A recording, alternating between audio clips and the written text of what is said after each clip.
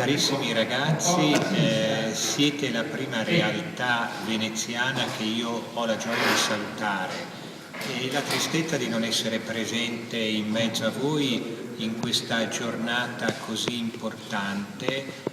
in cui avete riflettuto su un tema importante: mettiti in gioco e mettiti in gioco totalmente. Ecco, io penso che l'augurio che vi voglio fare è proprio questo: avere stima di voi stessi e amare la vita. O la vita la incominciamo ad amare da subito o è troppo tardi. Allora, questo incontro in cui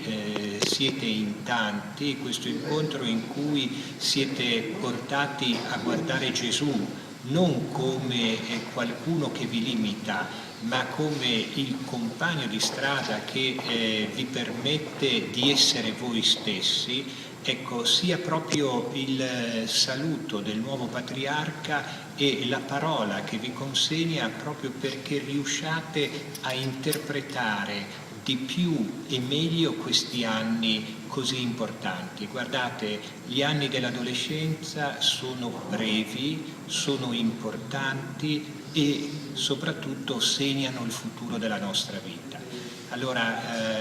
io ho una tristezza, quello di non potervi guardare negli occhi, di non potervi stringere le mani, però voi mi vedete e io vi do già l'appuntamento per i prossimi incontri diocesani. Ecco, sappiate che il Patriarca vi vuole bene, sappiate che il Patriarca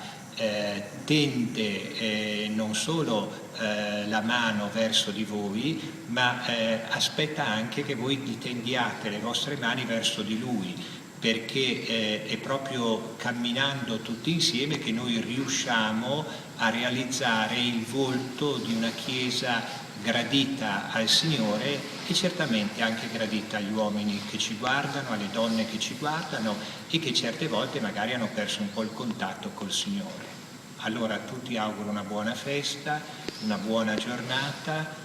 saluto i vostri educatori e dico: abbiate il coraggio di mettervi in gioco fino in fondo.